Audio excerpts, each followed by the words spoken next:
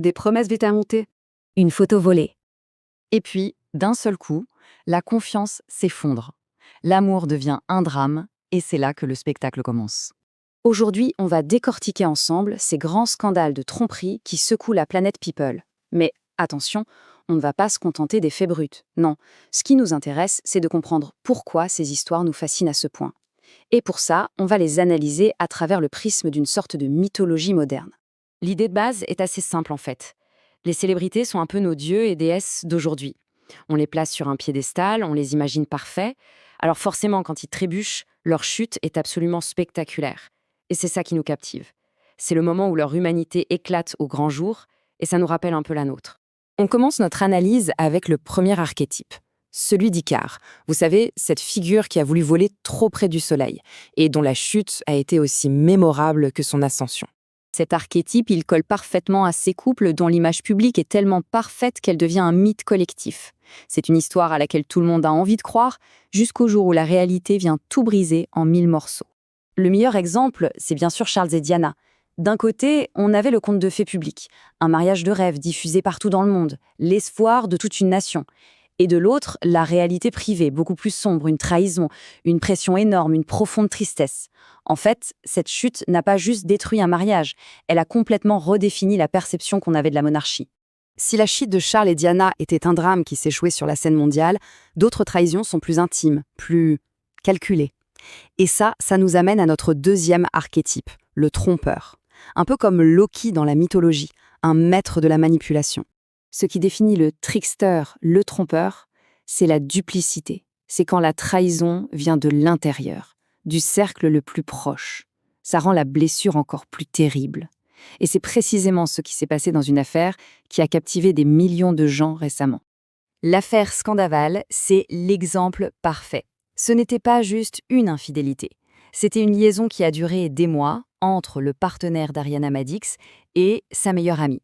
Ce qui est dingue quand on regarde cette chronologie, c'est de voir à quel point la tromperie a été orchestrée, cachée. Si cette histoire est devenue un tel phénomène, c'est parce qu'elle touche à une peur universelle, être trahi par les personnes en qui on a le plus confiance. Mais alors, que se passe-t-il quand la victime décide de ne plus en être une ? Ça nous conduit à notre troisième archétype, la vengeuse, celle qui va transformer sa douleur en une arme redoutable. Cet archétype, c'est la transformation ultime. C'est le passage du statut de victime à celui de maître de sa propre histoire. Et ce qui est crucial ici, c'est que la vengeance n'est pas seulement personnelle. Non, elle devient publique, souvent artistique, et elle rallie les foules. Et personne n'a mieux incarné ça que Shakira récemment. Après sa rupture hyper médiatisée, elle n'a pas fait de long discours. Sa réponse, elle l'a donnée en musique, avec des paroles qui ne laissaient vraiment aucune place à l'interprétation. Et le public a suivi, massivement.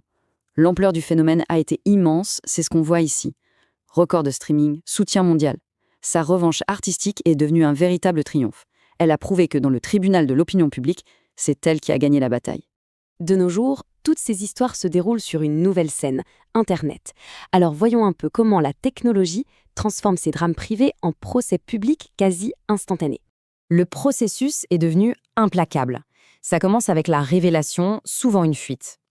Tout de suite après viennent les preuves numériques, les fameux receipts, des captures d'écran, des messages, des photos. Ça rend tout déni quasiment impossible. Et enfin, le jugement public qui tombe en quelques heures sur les réseaux sociaux. C'est un tribunal sans appel.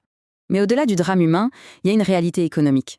Parce qu'aujourd'hui, un couple de célébrités, c'est aussi une marque, une entreprise. Et une trahison peut avoir des conséquences financières assez surprenantes. Et c'est ça, le grand paradoxe du scandale. Pour celui qui trahit, l'image est souvent démolie, ce qui peut entraîner la perte de contrat. Mais pour la victime, la sympathie du public peut se transformer en or. On l'a vu avec Ariana Madix et Shakira. Leurs carrières ont carrément explosé parce qu'elles ont su capitaliser sur ce récit de résilience. C'est ironique, mais la trahison peut devenir un véritable atout marketing. Alors, pour résumer, pourquoi cette obsession collective ? D'abord, voir ces idoles tomber, ça les rend plus humaines. Ensuite, soyons nets, ces histoires nous offrent le drame que nos vies n'ont pas forcément. Ça nous rappelle aussi que ni l'argent ni la gloire ne protègent de la douleur. Et enfin, très souvent, ça met en lumière le double standard qui existe encore dans la façon dont on juge les hommes et les femmes. Et tout ça, ça nous amène à la question finale. Derrière chaque scandale, il y a des êtres humains. Est-ce qu'on devrait leur accorder plus d'intimité, plus d'indulgence? Ou est-ce que le fait de choisir une vie sous les projecteurs implique d'accepter que tout, même les moments les plus douloureux, deviennent un spectacle public? La question, elle, reste ouverte.